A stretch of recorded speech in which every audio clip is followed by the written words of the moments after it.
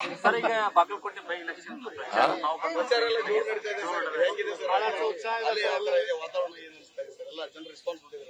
ವಾತಾವರಣ ಚೆನ್ನಾಗಿದೆ. ಎಲ್ಲರೂ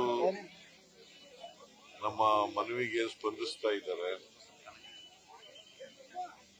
ಬಾಗಲಕೋಟೆನಲ್ಲಿ ಮೇಟಿಯವರು ಬಹಳ ಒಳ್ಳೆ ಕೆಲಸ ಮಾಡಿದ್ರು. 5 ಬಾರಿ ಶಾಸಕರಾಗಿದ್ರು. ಮತ್ತೆ 1 ಬಾರಿ ಪಾರ್ಲಿಮೆಂಟ್ ಮೆಂಬರ್ ಆಗಿದ್ರು, ಮಂತ್ರಿ ಆಗಿದ್ರು. ಮೇಟಿಯವರು ಎಲ್ಲಾ ಜನರ ಜೊತೆಲೂ ಚೆನ್ನಾಗಿದ್ರು. ಅವರು ಒಂಥರ ಯಾರ ಜೊತೆ ಕೂಡ ವೈರತ್ವ ಇರಲಿಲ್ಲ. ಅವರು ಅಜಾತ ಶತ್ರು. ಅವರು ನಿಧನರಾಗಿದ್ದಾರೆ. ಅವ್ರು ನಿಧನರಾದ್ರಿಂದ ಬೈ ಎಲೆಕ್ಷನ್ ನಡೀತಾ ಇದೆ. ಸಿಂಪತಿ ಫ್ಯಾಕ್ಟರ್ ವರ್ಕ್ ಆಗ್ತಾ ಇದೆ. ಅವರು ಒಳ್ಳೆಯವರು ಅಂತಕ್ಕಂಥದ್ದು ಎಲ್ಲ ಜನಾಂಗದವರು ಕೂಡ ಸಜ್ಜನ ರಾಜಕಾರಣಿ, ಸಚ್ಚಾರಿತ್ರ ಇದ್ದಂತ ರಾಜಕಾರಣಿ, ಪ್ರಾಮಾಣಿಕವಾಗಿದ್ದಂತ ರಾಜಕಾರಣಿ ಅಂತಕ್ಕಂಥ ಭಾವನೆ ಇದೆ. ಅದರಿಂದ ಅವ್ರ ಮಗನಿಗೆ ನಾವು ಟಿಕೆಟ್ ಕೊಟ್ಟಿರೋದ್ರಿಂದ ಅವ್ರ ಮಗ 100ಕ್ಕೆ 100 ಗೆಲ್ತಾರೆ ಅಂತಕ್ಕಂಥ ವಿಶ್ವಾಸ ನನಗಿದೆ. ನಿನ್ನೆಯಿಂದ ನಾನು ಪ್ರಚಾರ ಮಾಡ್ತಾ ಇದ್ದೀನಿ. ಸೊ ಎಲ್ಲ ಕಡೆ ಜನರ ಪ್ರೀತಿ ವಿಶ್ವಾಸ ವ್ಯಕ್ತ ಆಗ್ತಾ ಇದೆ. ನಾವು ಗೆದ್ದೇ ಗೆಲ್ತೀವಿ. ಸರ್, ಈಗ ತಮಗೆ ಸಾಕಷ್ಟು ಲಾಯಲ್ ಆಗಿದ್ದಂತ ಅದ್ರ ಜೊತೆಗೆ ಪಕ್ಷಕ್ಕೂ ಇಷ್ಟ ಇದೆ. ಆ ಒಂದು ವಿಚಾರದಲ್ಲಿ ಆಗಿರ್ಬೋದು, ಕಾಂಗ್ರೆಸ್ ಪಕ್ಷ ಗೆಲ್ಲುವ ವಿಚಾರದಿಂದ ತಾವು 5 ದಿನ ಇಲ್ಲಿ ಪ್ರಚಾರ ಮಾಡ್ತಾ ಇದ್ದಾರೆ. ಆದ್ರೆ ಬಿಜೆಪಿ ಹೇಳ್ತಾ ಇದ್ದಾರೆ ಸೋಲು ಭಯದಿಂದ ಸಿದ್ದರಾಮಯ್ಯನವರು ಇಲ್ಲಿ 5 ದಿವಸ ರಿಪೋರ್ಟ್ ಬಂದಿದೆ ಅವರಿಗೆ. ನಿಮ್ದೇ ಚುನಾವಣೆಗ 1 ದಿನ ಮಾಡಿದ್ರಿ, ಆದ್ರೆ ಇಲ್ಲಿ 5 ದಿನ ಮಾಡಕತ್ತೀರಿ ಅನ್ನುವಂಥದ್ದು. ಅಂದ್ರೆ ಇಲ್ಲಿ ಸೋಲು ಭಯದಿಂದ ಮಾಡ್ತಾ ಇದ್ದಾರೆ. ಈ ರಾಜ್ಯ ಜನರಲ್ ಎಲೆಕ್ಷನ್, ಬೈ ಎಲೆಕ್ಷನ್. ಅವ್ರಿಗೆ ಬಿಜೆಪಿಯವರು ಸೋಲ್ತೀವಿ ಅನ್ನೋ ಭಯದಿಂದ ಈ ತರ ಎಲ್ಲ ಮಾತಾಡ್ತಾ ಇದ್ದಾರೆ. ಇದು ಬೈ ಎಲೆಕ್ಷನ್ ಅಂತ ಗೊತ್ತಾಗಬೇಕು ಅವ್ರಿಗೆ, ಅಲ್ವಾ? ಬೈ ಎಲೆಕ್ಷನ್ ನಲ್ಲಿ ಇಲ್ಲಿ 4 ದಿನ ಮಾಡ್ತೀನಿ, ದಾವಣಗೆರೆಯಲ್ಲಿ 3 ದಿನ ಮಾಡ್ತೀನಿ. ಸೊ ಎಲ್ಲಾ ಭಾಗದಲ್ಲೂ ಕೂಡ ಓಡಾಡ್ತಾ ಇದ್ದೀನಿ. ಸರ್, ನೀವು ಬರುತ್ತಿದ್ದಂತೆ ಯತ್ನಾಳ್ ಅವರಿಗೆ ಆಹ್ವಾನ ಕೊಡ್ತಾ ಇದ್ದಾರೆ ಸರ್. ಉಚ್ಚಾಟಿತ ಶಾಸಕರಿಗೆ ಬಿಜೆಪಿ ಅವರು ಉಚ್ಚಾಟಿತ ಶಾಸಕರಿಗೆ ಆಹ್ವಾನ ಕೊಡ್ತಾ ಇದ್ದಾರೆ. ನೀವು ತಾವು ಬಂದು ಜೀವಿಡುತ್ತಿದ್ದಂತೆ. ಈಗ ಯತ್ನಾಳ್ ಅವರು ಬಗ್ಗೆ ನಾನು ಮಾತಾಡಕ್ ಹೋಗಲ್ಲ. ಅವರು ಪಕ್ಷದಿಂದ ಎಕ್ಸ್ಪೆಲ್ ಆಗಿರ್ತಕ್ಕಂಥವ್ರು, ಭಾರತೀಯ ಜನತಾ ಪಕ್ಷದಿಂದ ಎಕ್ಸ್ಪೆಲ್ ಆಗಿರ್ತಕ್ಕಂಥವ್ರು. ನನ್ನ ಪ್ರಕಾರ ಅವರು ಕಾಂಗ್ರೆಸ್ಗೆ ಮಾಡಬೇಕು. ಯಾಕೆಂತಂದ್ರೆ ಬಿಜೆಪಿ ಮಾಡಕ್ ಕೂಡುದು. ಬಿಜೆಪಿಯಿಂದಲೇ ಎಕ್ಸ್ಪೆಲ್ ಆಗಿರೋದು ಅವರು, ಅಲ್ವಾ? ಮತ್ತೆ ಎಕ್ಸ್ಪೆಲ್ ಮಾಡಿದಂತ ಪಾರ್ಟಿ ಪರ ಹೆಂಗ್ ಮಾಡ್ತಾರೆ? ನನಗೆ ಗೊತ್ತಿರೋ ಮಟ್ಟಿಗೆ, ನನಗೆ ಗೊತ್ತಿರೋ ಹಾಗೆ ಅವರು ಮಾಡ್ಲಿಕ್ಕಿಲ್ಲ ಅಂತ ಅನ್ಕೊಂಡಿದ್ದೀನಿ. ಕಾಂಗ್ರೆಸ್ ಮಾಡ್ಬೇಕು ತಾವು ಏನಾದ್ರು ಮನವಿ ಮಾಡ್ತಾರೆ? ಯತ್ನಾಳ್ ಕಾಂಗ್ರೆಸ್ ಮಾಡ್ರಿ ಅಂತೇಳಿ ಏನಾದ್ರು ಸರ್, ಛಲವಾದಿ ನಾರಾಯಣ ಸ್ವಾಮಿ ಅವರು ಈಗಾರೆ ಒಂದು ಆರೋಪ ಮಾಡಿರುತ್ತಾರೆ. ತಾವು ಔಟ್ ಗೋಯಿಂಗ್ ಸಿಎಂ ಅನ್ನೋ ಒಂದು ಆರೋಪವನ್ನು ಮಾಡಿದ್ದಾರೆ. 15 ದಿನದಲ್ಲಿ ನೀವು ರಿಸೈನ್ ಮಾಡ್ತೀರಿ, ಅಧಿವೇಶನ ಬರಬೇಕು. ಏನಾದ್ರು ಕನಸು ಬಿದ್ದಿದೆಯಾ? ಹೈಕಮಾಂಡ್, ನಮ್ಮ high command, Karnataka Narayana Swamy is not our high command, ಅಲ್ವಾ?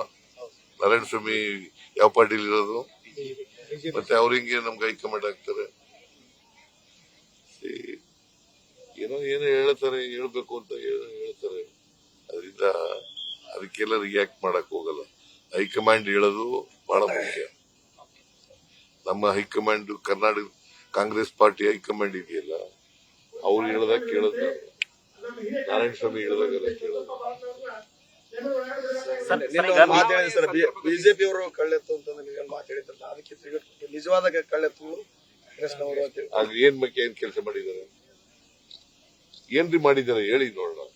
ನೀವ್ ಹೇಳಿಯಪ್ಪ, ನೀವು ಲೋಕಲ್ ಆಗಿರೋರು ಏನ್ ಮಾಡಿದ್ದಾರೆ ಹೇಳಿ ನೋಡೋಣ. ಬಾಗಲಕೋಟೆ ಸದಾಶಿವನಗರ ಅವ್ರೇನು ಅಭಿವೃದ್ಧಿ ಪಡಿಸಿದ್ರು? 4 ವರ್ಷ ಅಧಿಕಾರದಲ್ಲಿ ಇದ್ರಲ್ಲ, ಮೆಡಿಕಲ್ ಕಾಲೇಜ್ ಯಾಕೆ ಮಾಡ್ಲಿಲ್ಲ? ಪರಿಹಾರ ಜನಗಳಿಗೆ ಅಪ್ಪರ್ ಕೃಷ್ಣ ಪರಿಹಾರ ಯಾಕೆ ಕೊಡ್ಲಿಲ್ಲ? ಕೊಟ್ರೇನ್ರಿ? ಒಂದ್ 2 ಚೆಕ್ ಕೊಟ್ಟು ಓಡಿ ಹೋಗ್ಬಿಟ್ಟ. 2 ಚೆಕ್ ಕೊಟ್ರೆ ಅವು ಎನ್ಕ್ಯಾಶ್ ಆಗ್ಲಿಲ್ಲ. ಬೆಂಗಳೂರು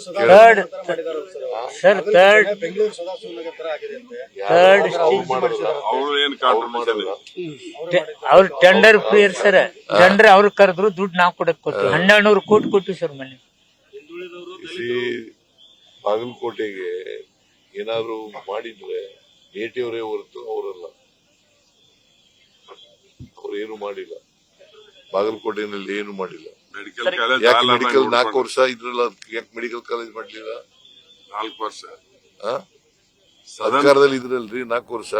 ಸರ್ ಸದನದಲ್ಲಿ ಚರ್ಚೆ ಮಾಡಿದ್ರು, ಸುಧಾಕರ್ ಹೇಳಿದ್ರು ನಮ್ಮ 600 ಕೋಟಿ ನಮ್ಮ ಹತ್ರ ದುಡ್ಡಿಲ್ಲ, ನಮ್ಗೆ ಮಾಡಕ್ ಆಗುದಿಲ್ಲ, PPA ಮಾಡ್ಕೊರಿ ನೋಡಿ. ನನಗೆ ಉತ್ತರ ಕೊಟ್ಟಿದ್ದಾರೆ.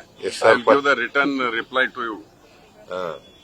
ಸರ್, ಈಗ ಬಿಜೆಪಿ ಅಭ್ಯರ್ಥಿಯನ್ನು ಗೆಲ್ಲಿಸಲು ಕಾಂಗ್ರೆಸ್ನವರು ಕೆಲಸ ಮಾಡ್ತಾ ಇದ್ದಾರೆ ಅಂತ ವಿಜೇಂದ್ರ ಅವರು ಬಿಜೆಪಿ ಅಭ್ಯರ್ಥಿಯನ್ನು ಗೆಲ್ಲಿಸಲು ಕಾಂಗ್ರೆಸ್ನವರು ಕೆಲಸ ಮಾಡ್ತಾ ಇದ್ದಾರೆ ಅಂತ ವಿಜೇಂದ್ರ ಅವರು ಬಿಜೆಪಿ ಅವರು ಮಾಡ್ತಾ ಇದ್ದಾರೆ. ನಮಗೆ ಮಾಡ್ತಾ ಇರೋದು ವಿಜೇಂದ್ರನೇ ಮಾಡ್ತಿರ್ಬೋದು ಅನ್ಸುತ್ತೆ. ವಿಜೇಂದ್ರನೇ ಈಗ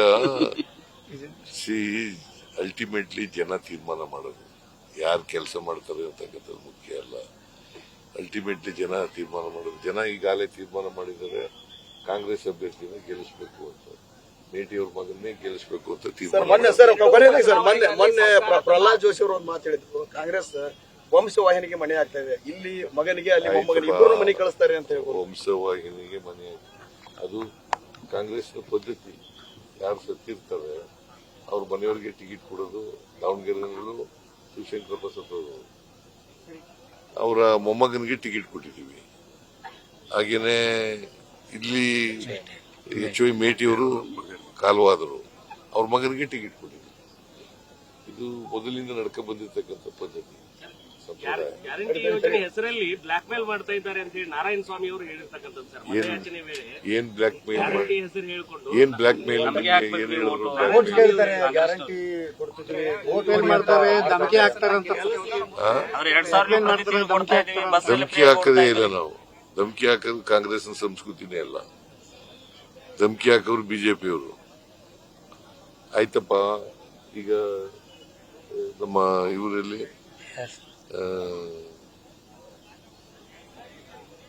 ತಿಮ್ಮಾಪುರ ಇಲ್ಲೇ ಇದ್ದಾರೆ. ಅವರು MLA ಮನೆಗೆ ಬಿಡ್ತಾರ ಯಾರನ್ನಾರು? ಜನಪ್ರತಿನಿಧಿ ಅವರು, ಬಾಗಲಕೋಟೆ ಪ್ರತಿನಿಧಿ ಆಗಿದ್ದವ್ರು, ಅವ್ರ ಮನೆಗೆ ಬಿಡ್ತಾರ? ಇವ್ರಿಗೆ ಗುರ್ತದೆ ಎಲ್ಲ ಮಾಧ್ಯಮದವರಿಗೆ ಹೇಳಲ್ರ. ನೀವ್ ಹೇಳೋದು ಏನು ಹೇಳೋದೇ ಇಲ್ವಲ್ಲ. ಗ್ರಾಮೀಣ ಪ್ರದೇಶದಲ್ಲಿ ಯಾವ ತರ ರೆಸ್ಪಾನ್ಸ್ ಸಿಗ್ತಾ ಇದೆ? ನಿನ್ನೆ ಹೋಗಿದ್ರಿ, ನಾವು ನಿರೀಕ್ಷೆ ಮಾಡೋದಕ್ಕಿಂತ ಹೆಚ್ಚು ರೆಸ್ಪಾನ್ಸ್ ಸಿಗ್ತಾ ಇದೆ. ನಿರೀಕ್ಷೆ ಮಾಡಿದ್ವಲ್ಲ, ಅದಕ್ಕಿಂತ ಹೆಚ್ಚು ರೆಸ್ಪಾನ್ಸ್ ಸಿಗ್ತಾ ಇದೆ. ಅದರಿಂದ ನಾವು 100ಕ್ಕೆ 100 ಗೆದ್ದೇ ಗೆದ್ದೆ. ದಾವಣಗೆರೆಯಲ್ಲಿ ಆದಿಲ್ ಭಾಷೆ ಅನ್ನೋರು ಪಕ್ಷೇತರ ಅಭ್ಯರ್ಥಿಯಾಗಿ ಸ್ಥಳದಲ್ಲಿದ್ದಾರೆ. ಆದಿಲ್ ಭಾಷೆ ಅಂತೇಳಿ ಸರ್ ಇನ್ನೂ ಕಣದಲ್ಲಿ ಇದ್ದಾರೆ. ಅವ್ರನ್ನ ಮನದಲ್ಲಿಸುವಂತದ್ದೇನಾದ್ರೆ ನೋಡ್ರಿ, ಅವರು ನಿಂತಿರೋರಿಗೆಲ್ಲ ಜನ ಮನ್ನಣೆ ಕೊಡಲ್ಲ. ಈಗ ನಾವು ಪೈಲ್ವಾನ್ ಸಾದಿಕ್ ಅವರು ಕಾಂಗ್ರೆಸ್ ಪಕ್ಷದಲ್ಲಿದ್ದವರು, ಅವರು ಅರ್ಜಿ ಹಾಕಿದ್ರು. ಅವ್ರಿಗೆ ಸಮಯ ಮುಗಿದೋಗಿತ್ತು, ಅದರಿಂದ ರಿಟೈರ್ ಮಾಡಿಸಿದ್ದೀವಿ ನಾವು. ಅದು ಅವರು ಕಾಂಗ್ರೆಸ್ನಲ್ಲಿದ್ದವರು, ಮತ್ತೆ 40 ವರ್ಷಗಳಿಂದ ಕಾಂಗ್ರೆಸ್ನಲ್ಲಿರೋರು, ಅವ್ರನ್ನ ರಿಟೈರ್ ಮಾಡಿಸಿದ್ದೀವಿ. ಕೇರಳಕ್ಕೆ ಹೋಗಿದ್ದಾರೆ. 4ನೇ ತಾರೀಕಿನವ್ರಿಗೆ ಕೇರಳದಲ್ಲಿ ಇರ್ತಾರೆ. ಕೇಳಪ್ಪ, ಕೇಳ್ರಿ, ಇಲ್ಲಿ 4ನೇ ತಾರೀಕಿನವ್ರಿಗೆ ಕೇರಳದಲ್ಲಿ ಇರ್ತಾರೆ. 5ನೇ ತಾರೀಕು ದಾವಣಗೆರೆಗೆ ಬರ್ತಾರೆ. 5ನೇ ತಾರೀಕು ದಾವಣಗೆರೆ, 6, 7 ಇಲ್ಲಿ ಮಾಡ್ತಾರೆ.